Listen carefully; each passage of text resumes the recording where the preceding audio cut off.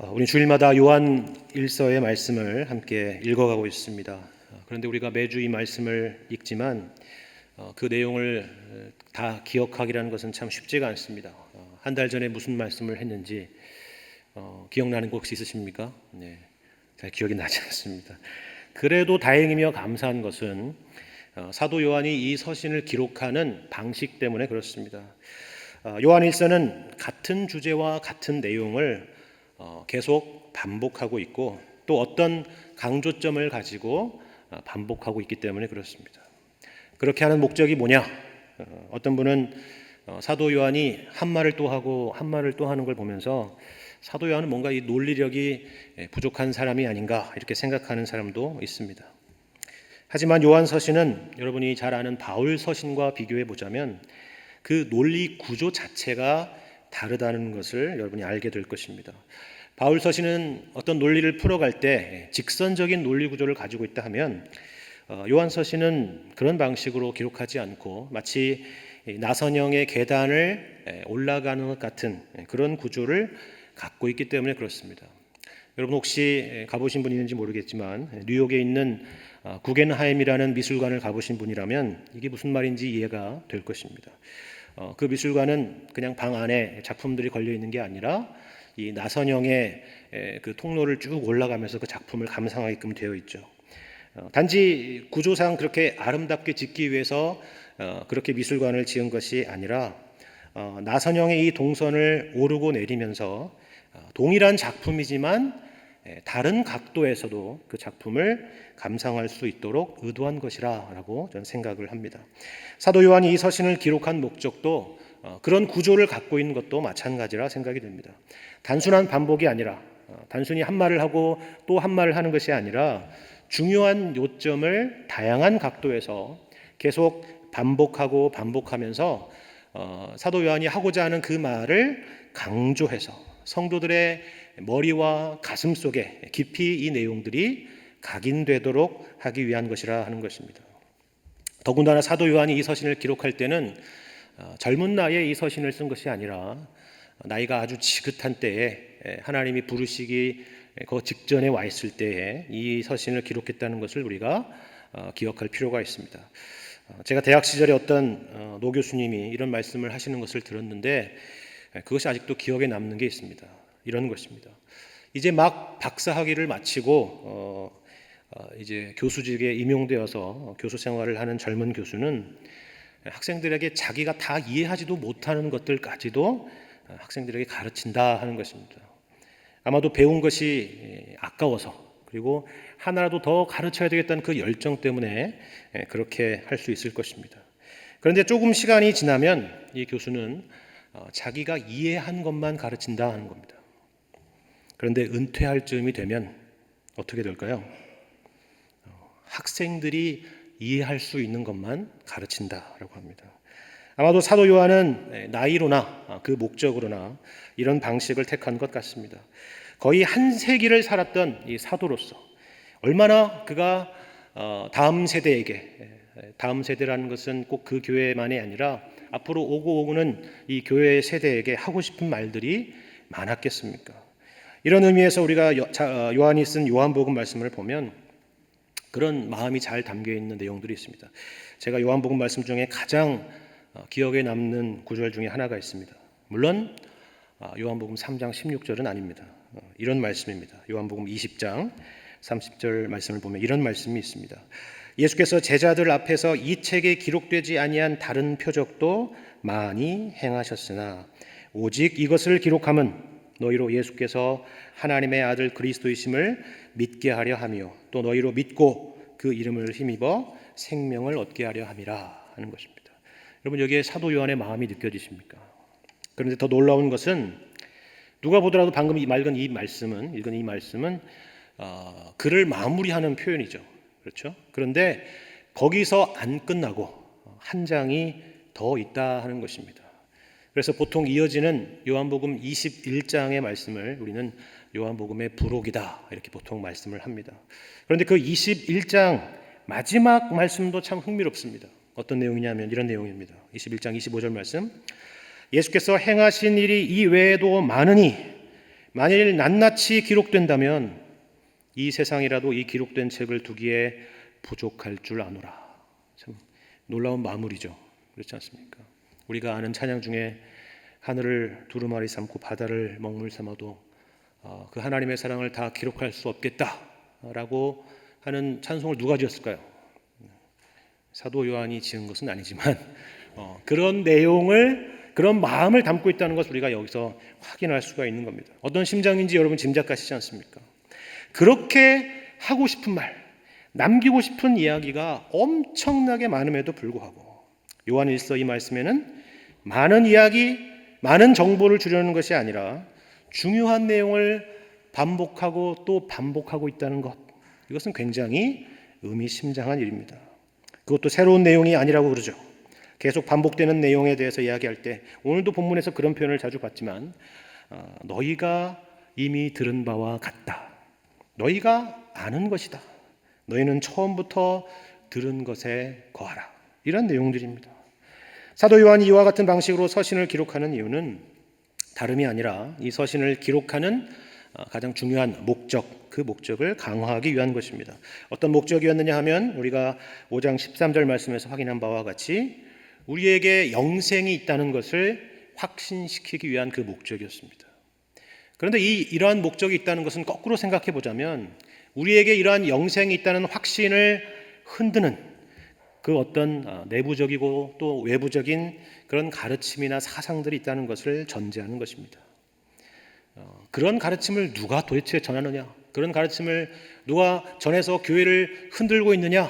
우리가 생각할 때 그런 사람들은 무슨 머리에 뿔이 달리고 또 그들이 말은 뭔가 이 독한 말, 험악한 말들을 하는 사람들일 거라 생각하지만 그런 사람들이 아니라 오히려 가장 교양 있어 보이고 고상해 보이고 탁월해 보이고 가장 세련되어 보이는 사람들이었다는 겁니다.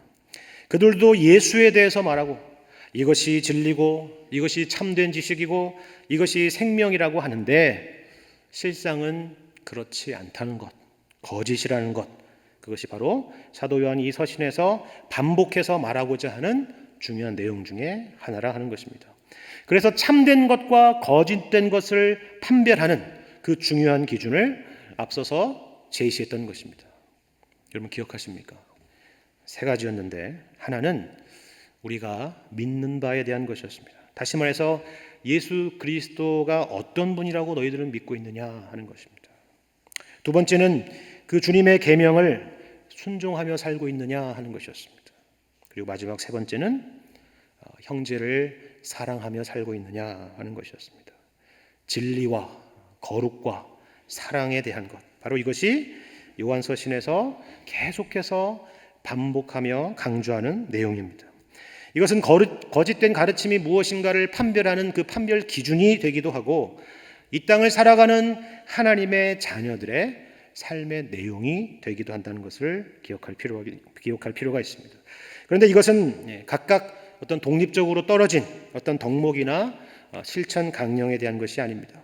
쉽게 말해서 이것도 하고 저것도 하고 이것도 있어야 하나님의 백성이 될 수 있다라는 차원의 말씀을 하는 것이 아니라 하는 것입니다. 만일 그런 것이라면 우리는 이러한 기독교 신앙을 종교라고 말할 수 있을지는 몰라도 복음이라고 말할 수는 없을 것입니다. 흥미로운 것은 사도 요한은 이 모든 것을 설명할 때 하나님의 속성이라는 것을 바탕으로 설명한다는 것을 여러분이 주목해 보셔야 됩니다. 기억하십니까?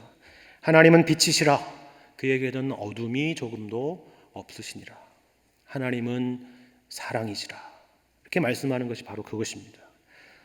그건 하나님이 그러시다는 것이지 그것이 도대체 우리와 무슨 상관이 있는가 이렇게 생각하시는 분이 혹시 있을지 모르겠습니다.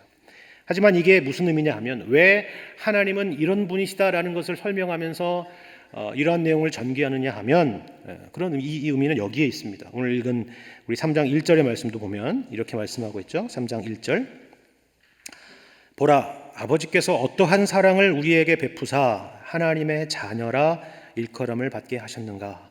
우리가 그러하도다. 그러므로 세상이 우리를 알지 못함은 그를 알지 못함이라 라고 말씀합니다. 여기서 우리가 누구인지에 대해서 분명히 말하고 있죠. 우리가 누구냐? 우리는 하나님의 자녀다 하는 겁니다. 어떻게 하나님의 자녀가 됐느냐? 우리가 자녀가 되기 위해서 무슨 노력을 했느냐? 그렇지 않다. 아버지께서 사랑을 베푸셨고 하나님의 자녀라 일컬음을 받게 하셨다 하는 것입니다. 성경은요, 수동태가 참 많이 있습니다. 성경에 수동태가 많이 있는 이유를 아시겠죠? 그 주체가 우리가 아니라 하나님이라 하는 것입니다. 그분이 우리에게 사랑을 베푸셔서 하나님의 자녀가 되게 하셨다 하는 것이죠. 이게 그저 일반적인 일이고 우리의 노력으로 될 일이라면 이렇게 흥분된 표현을 여기에 담을 이유가 없는 것입니다. 보라 라고 시작하죠. 우리가 그러하도다. 당시에는 느낌표가 없었기 때문에 그런지 모르지만 아마 우리로 하자면 여기에 느낌표를 하나씩 찍었을지도 모르겠습니다. 그러한 의미의 감탄인 것입니다. 여러분이 만약 공부를 열심히 해가지고 어느 유명한 대학에 수석으로 입학했다라고 합시다. 그 상황에서 보라, 이 대학이 나에게 얼마나 큰 은혜와 사랑을 베풀었는가라고 말하는 사람은 아무도 없습니다. 나를 보라 그러죠. 내가 얼마나 이 일을 위해서 수고했는가 하는 것이죠. 우리 부모가 이 일을 위해서 얼마나 애써줬는가 그러죠. 그런 것입니다. 그런데 우리가 하나님의 자녀임을 확신하고 확인하는 방식은 여기 나와 있는 것처럼 말씀드린 것처럼 다만 어떤 감격이나 눈물과 환희 같은 것에 있는 것이 아닙니다. 하나님과의 관계 속에서 확인하는 것입니다. 그러면 우리가 하나님과의 관계 속에서 하나님의 자녀인 것을 어떻게 확인하느냐? 여러분, 우리가 보통 이 인간의 관계에서 아버지와 아들 또는 엄마와 아들의 관계를 확인하는 방식은 요즘은 쉬운 방법이 있죠. DNA를 알아보면 되는 것입니다. 그렇죠. 그러나 그런 방식이 아니라 성경에서는 보통 누구누구의 아들이라고 할 때 보통 그것을 어떤 본성이나 혈통적인 관계로 설명하지 않습니다. 이것은 사실 성경만이 아니라 고대 근동의 일반적인 방식이기도 했는데 보통 누구누구의 아들이라 하는 것은 그 아버지가 하는 일을 하는 사람이라는 그런 의미를 갖고 있는 것입니다. 요즘도 가족 비즈니스를 하는 분들은 그 이름을 달고 그 이름이 계속 이어지는 것을 보고 있죠. 누구누구의 가게 그러면 그 일을 하는 사람이라는 것으로 인식하는 것과 같은 것입니다. 근대화가 되기 전에 도시화나 산업화가 되기 이전 시대를 여러분이 생각해 보시면 이것이 쉽게 이해가 될 것입니다. 지금은 반대 상황이 되었지만 당시에 아들은 대부분 아버지의 가업을 이어받는 것이 일반이었습니다. 아버지가 농부면 그 자식도 농부인 것입니다. 아버지가 어부면 그 자식도 어부였던 것입니다.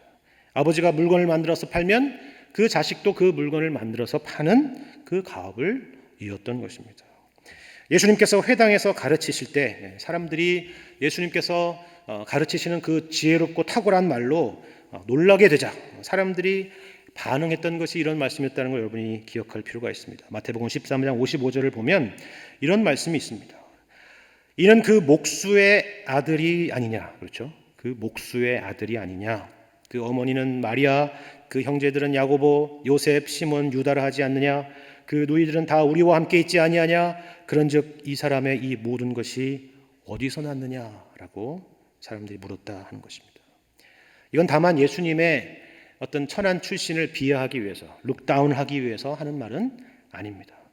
요셉의 아들, 목수의 아들이라면 목수의 일을 하는 것이 일반일 텐데 지금 예수님 뭘 하고 있다고요? 랍비의 일을 하고 있는 것입니다. 가르치는 일을 하고 있는 것입니다. 그리고 그 가르침도 굉장히 탁월하고 놀라운 가르침을 하고 있다는 것입니다. 그런 일반적인 생각이 여기에 깔려 있는 것이죠. 또 하나의 예를 들자면 우리가 잘 아는 팔복 말씀 중에 이런 말씀이 있습니다. 마태복음 5장 9절 말씀. 화평하게 하는 자는 복이 있나니 그들이 하나님의 아들이라 일컬음을 받을 것이라 말씀합니다. 여기서 하나님의 아들이라 일컬음을 받는다라는 말은 우리가 무슨 하나님 같은 신이 된다라는 그런 차원의 의미가 아닙니다. 이것은 우리가 서로 화평하게 지낸다면 사람들은 우리가 하나님의 아들이라는 것을 알게 되리라는 겁니다. 하나님 아버지가 화평하게 하시는 분이시기 때문에 그렇습니다. 그 아버지의 그 아들이기 때문에 그렇습니다. 하나님은 빛이시며 하나님은 사랑이십니다. 그러므로 우리가 하나님의 아들, 하나님의 자녀라면 우리 아버지 되시는 하나님의 그 성품이 우리의 삶 가운데 나타날 수밖에 없다 하는 이야기죠. 그의 거룩하신 성품을 따라 우리가 죄를 짓지 않고 그의 사랑의 성품을 따라 우리가 형제를 사랑할 수밖에 없지 않느냐 하는 것입니다. 그래서 요한일서 2장 6절을 보면 그의 안에 산다고 하는 자는 그가 행하시는 대로 자기도 행할지니라 라는 방식으로 우리에게 말씀하고 있는 것입니다. 하나님과 사귐이 있다고 하면서 하나님을 안다고 하면서 이러한 삶이 뒤따르지 않는다고 하면 그것은 그러므로 거짓말하는 사람이고 진리가 그 속에 있지 않는 사람이라 말씀하는 것입니다. 이것이 참된 신자와 거짓 신자의 판별 기준이 되는 것입니다. 이것이 바로 앞서서 했던 그런 내용이었던 것입니다. 그런데 오늘 말씀을 여러분이 읽어보시면 그런 비슷한 내용이 반복되고 있는데 여러분 말씀을 읽어보시면 그 정도의 문제가 아니라 상당히 그 어조가 강경하다는 것을 여러분이 읽어낼 수 있을 것입니다. 아주 강경하고 아주 단정적이고 아주 이분법적입니다.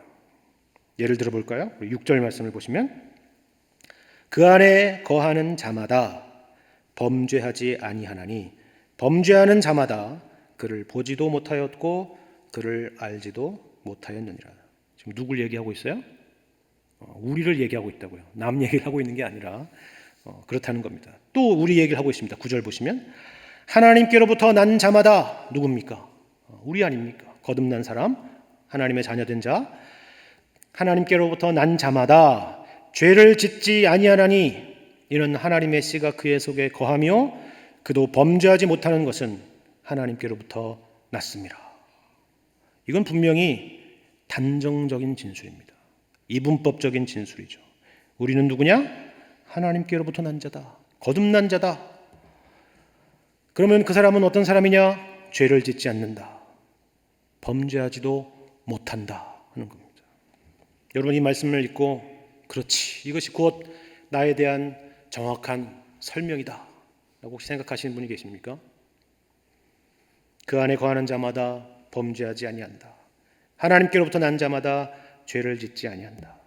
그도 범죄하지 못하는 것은 하나님께로부터 났습니다.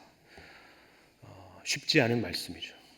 우리의 삶이 이러한 완벽한 내용과는 거리가 있기 때문에 그렇습니다. 그러면 왜 이런 말씀을 하시느냐? 그래서 이에 대해서 역사적으로 보자면 대표적으로 두 가지 잘못된 해석이 있었습니다. 잘못된 해석이 있었습니다. 첫 번째는 어떤 거였냐면요. 이러한 상태가 정말 죄를 짓지 않는 이런 완벽한 상태가 이 땅 가운데서 우리가 살아가며 우리가 그렇게 할 수 있다라는 주장인 것입니다. 완전주의적인 생각입니다. 이게 실제로 가능하다고 믿는 것입니다. 우리가 노력을 한다면 얼마까지 노력을 해봤습니까? 더 노력을 하십시오. 더 몇 시간을 기도하셨습니까? 더 하십시오. 그렇게 노력을 하고 노력을 한다면, 그래서 우리가 하나님의 어떤 특별한 은혜를 받는다면 이 땅에서 그러한 완전한 상태, 죄를 짓지 않는 상태가 가능할 수 있으리라 하는 겁니다. 여러분 어떻습니까? 가능한가요? 그러나 이것은 우리의 경험에도 맞지도 않고 앞서서 사도 요한이 1장에서 말씀한 내용과도 사실 정면으로 배치되는 이야기입니다. 뭐라고 했죠? 요한일서 1장 8절 말씀을 보면 만일 우리가 죄가 없다고 말하면 스스로 속이고 또 진리가 우리 속에 있지 아니할 것이라 그랬습니다. 또 1장 10절에도 그렇게 얘기했죠.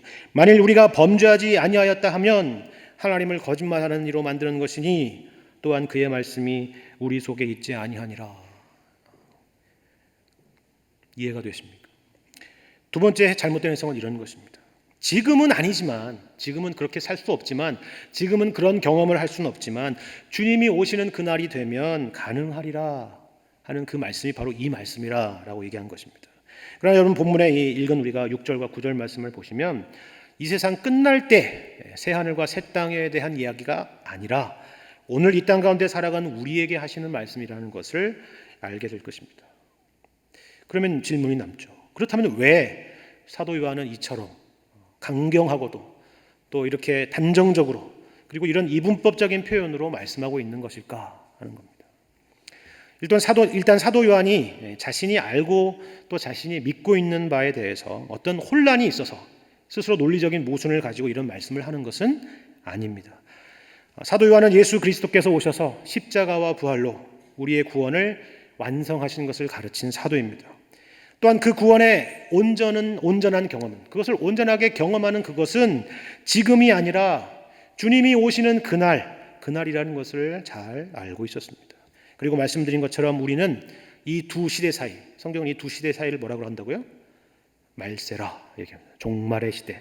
이 시대를 사는 우리는 여전히 우리가 가진 죄성으로 인해서 갈등하고 탄식하고 그날을 사모하며 사는 것이라는 것도 잘 알죠. 유식한 말로 하자면 already but not yet 이라는 것입니다. 이미 그러나 아직이라는 그 긴장을 사도 요한도 잘 알고 있었습니다. 그래서 오늘 본문 2절과 3절 말씀이 있지 않습니까? 여러분 보시기 바랍니다. 2절 말씀, 사랑하는 자들아 우리가 지금은 하나님의 자녀라. 장래에 어떻게 될지는 아직 나타나지 아니하였으나 그가 나타나시면 우리가 그와 같을 줄을 아는 것은 그의 참모습 그대로 볼 것이기 때문이니 주를 향하여 이 소망을 가진 자마다 그의 깨끗하심과 같이 자기를 깨끗하게 하느니라. 여러분, 소망이 있다는 게 무슨 말입니까? 내가 지금 현재 그것을 온전히 경험하지 못하고 있다는 반증이죠. 그러나 이 이야기를 했던 사도 요한이 이어서 어떻게 이처럼 이분법적으로 보이면서도 이렇게 강경해 보이고 단정적인 말씀을 하느냐 하는 것입니다. 여러분, 이것은 어떤 의미일까요? 저는 여기에 두 가지 이유와 목적이 있다고 생각을 합니다. 여기 오늘 말씀에 대한 중요한 적용점이 있습니다. 여러분도 생각해 보시기 바랍니다. 첫 번째 목적은 이 서신을 받는 성도들이 그 믿음이 연약하고 어리다는 것을 잘 알고 있었기 때문입니다. 그들의 믿음이 어리고 연약하다는 증거가 그럼 뭐였습니까? 말씀드린 것처럼 그들은 당시에 기독교 신앙에 대한 잘못된 교훈과 가르침에 미혹을 받고 흔들린다는 것을 보면 알 수가 있는 것입니다. 그래서 사도 요한, 이 요한일서에 보면 이들을 호칭하는 표현이 참 재미있는 표현이 있죠. 뭐라고 그러죠? 아이들아라고 얘기합니다. 아이들아. 이 표현 안에 담겨있는 의미입니다. 여러분이 어렸을 때 부모님이 여러분에게 어떠한 내용을 가르쳤는지를 생각해 보시길 바랍니다. 아니면 여러분이 어린 자녀들을 가르칠 때 어떻게 가르쳤는지 여러분이 생각해 보시길 바랍니다. 아마 사도 요한과 같았을 것입니다. 무엇이 옳은지, 무엇이 그른지를 가르쳤습니다. 어떻게 하면 되고 어떻게 하면 안 되는지를 가르쳤습니다. 예를 들면 공부 열심히 해 이렇게 얘기하지 꼭 공부가 인생의 전부는 아니야 이렇게 가르치는, 그 어린아이에게 그렇게 가르치는 부모는 없습니다. 물론 공부가 인생의 전부가 아닌 것은 다 아는 이야기지만 그 단계에서, 그 어린 단계에서 그것을 가르칠 상황은 아니기 때문에 그렇습니다. 공부가 인생의 전부는 아니야 할 때 그 인생이라는 게 뭔지 또 그 전부라는 게 뭔지 아직 그 개념을 쌓을 때가 아니기 때문에 그렇습니다. 단순한 것을 가르쳤습니다. 물론 단순하다는 것이 가볍다는 말은 아닙니다. 그리고 그것이 가르침의 모든 것이라고 말하는 것도 아닙니다. 거기서 그 다음을 쌓고 또 그 다음을 쌓아갔던 것입니다. 우리가 구약 성경에 있는 지혜서 중에서 잠언을 가리켜서 어린이를 위한 지혜서라 그러고 전도서를 가리켜서 어른들을 위한 지혜서라라고 흔히 부릅니다. 잠언은 기본적으로 아들에게 주는 지혜와 훈계입니다. 여러분 잠언을 읽어보시면 내 아들아 라고 말하는 그 이야기들을 들을 수가 있을 것입니다. 그리고 지혜로운 것과 어리석은 것의 대조를 통해서 지혜롭게 살도록 독려하는 그런 내용을 담고 있는 것을 알고 있습니다. 그런데 그 다음에 성경 전도서를 읽어보자면 많이 다르죠. 시작부터 인생의 헛됨에 대한 이야기를 하고 있습니다. 그런데 여기에는 앞선 지혜에 대한 반전의 내용도 있습니다. 뭐라 그러냐면 지혜자의 죽음과 우매자의 죽음이 일반이라 말합니다. 충격적인 말이죠. 내가 그동안 뭘 읽었단 말인가 이런 생각이 들 정도입니다. 그러나 전도서의 말씀을 이해하기 위해서는 잠언에 대한 이야기가 전제되어야 하는 것입니다. 율법에 대한 이해가 있어야 복음에 대한 이해가 있는 것과 같은 것입니다. 시편이 복 있는 사람과 악인의 대조의 내용을 담고 있는 이 내용으로 1편을 시작하고 있다는 사실을 여러분 기억하시길 바랍니다. 하나님께서 행하신 일을 찬양하는 할렐루야 찬송은 1편이 아니라 150편에 등장한다는 사실 여러분이 기억하시기를 바랍니다. 사도 요한은 믿음이 어리고 연약한 성도들을 위해서 거짓이 난무하는 당시의 시대 상황에서 이러한 단호하고도 분명한 표현을 통해서, 이분법적인 그런 표현을 통해서 그들의 신앙을 굳세게 하려는 것입니다. 그들의 정체성을 분명히 하려는 것입니다. 너희는 하나님께로부터 난 자다. 그리고 하나님께로부터 난 자는 죄를 짓지 않는다. 넌 여기에 있는 사람이다 라고 가르치는 것입니다. 두 번째로 생각해보는 사도 요한의 목적은 이것입니다. 그들로 하여금 거룩한 삶을 살도록 강하게 독려하려는 것입니다.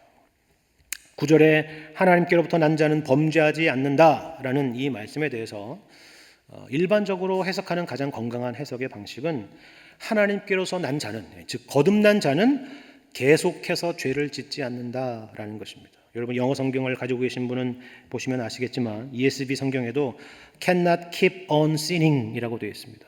NIV 성경도 그렇게 되어 있죠. cannot go on sinning 이라고 되어 있습니다. 바른 해석입니다. 계속해서, 신자는 계속해서 죄를 짓지 않는다 하는 것이죠. 예수 믿기 이전에는 우리가 죄가 뭔지도 몰랐고 늘 우리는 죄 가운데 살았습니다. 그러나 믿고 난 이후에는 그렇게 살지 않았습니다.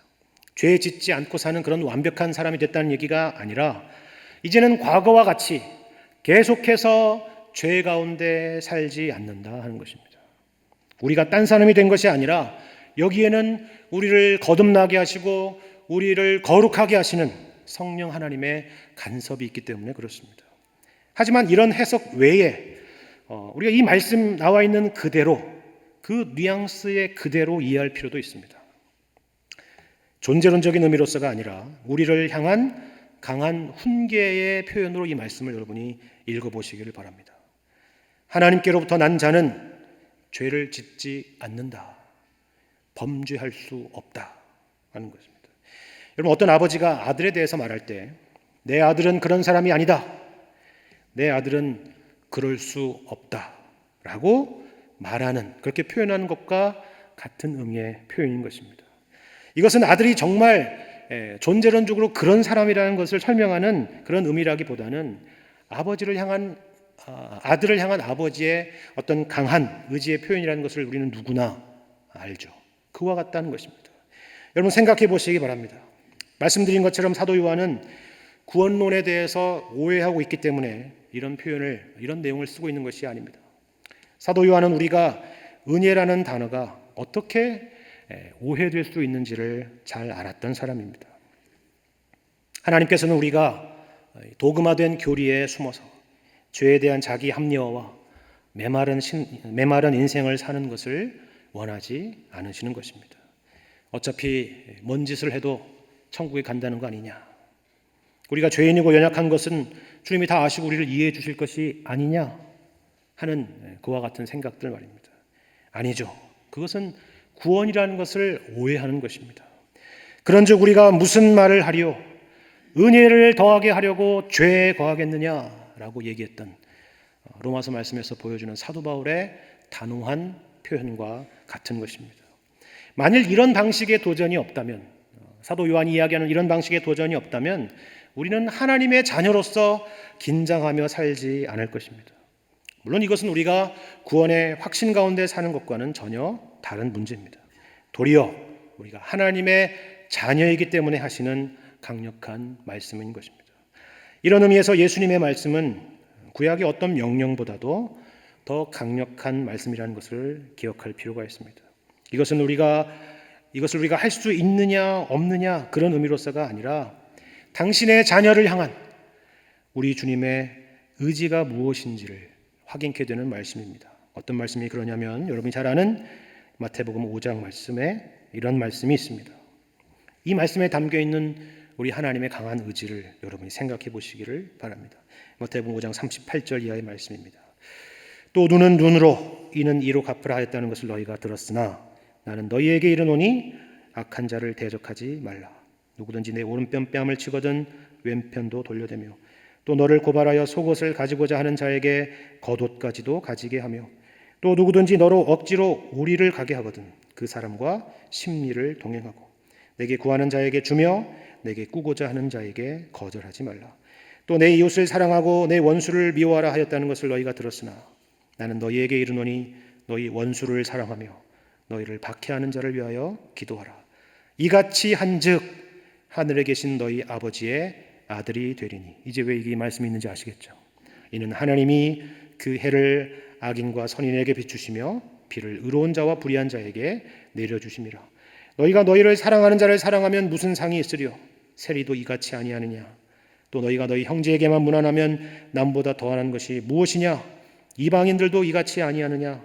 그러므로 하늘에 계신 너희 아버지의 온전하심과 같이 너희도 온전하라 말씀입니다. 여러분, 이게 존재론적인 의미로 말하는 것이 아니라는 것을 이제는 여러분 이해하실 수가 있을 것입니다. 하늘에 계신 너희의 아버지의 온전하심과 같이 너희도 온전하라. 물론 우리는 이 땅에서 완벽할 수가 없죠. 기독교 신앙은 완전주의가 아니고 사도 요한도 지금 완전주의를 말하는 것이 아니라라고 말씀을 드렸습니다. 그러나 분명한 것은 오늘 구절의 말씀처럼 하나님께로부터 난 자는, 구원받은 하나님의 백성은 온전하신 하나님의 씨가 우리 가운데 있다 하는 사실입니다. 그래서 여러분과 저는 오늘 이 시간 하나님을 예배하는 이 자리에 있는 것입니다. 중요한 것은 씨는 아직 온전한 나무가 아니라는 것입니다. 그러나 이 씨는 하나님의 생명이 있는 씨요, 그 하나님의 생명이 우리 가운데 자라고 있다는 것을 기억하시기 바랍니다. 여름이 오면 빨리 자라고 겨울이 오면 천천히 자랄 것입니다. 도대체 자라는지 아니 자라는지도 모르게 될 것입니다. 그러나 중요한 것은 하나님의 씨가 우리 가운데 있고 그 씨가 자란다는 것입니다. 사랑하는 자들아, 우리가 지금은 하나님의 자녀라. 장래에 어떻게 될지는 아직 나타나지 아니하였으나 그가 나타나시면 우리가 그와 같을 줄을 아는 것은 그의 참모습 그대로 볼 것이기 때문이니 주를 향하여 이 소망을 가진 자마다 그의 깨끗하심과 같이 자기를 깨끗하게 하느니라. 이 소망을 잃지 마시고 이 생명이, 이 진리가 여러분 가운데 있으며 자라고 있다는 것을 교회와 또 세상 앞에 밝히 드러내셔서 하나님께 영광을 돌리며 사시는 여러분과 저의 복된 인생 되시기를 주님의 이름으로 간절히 축원합니다. 함께 기도하겠습니다.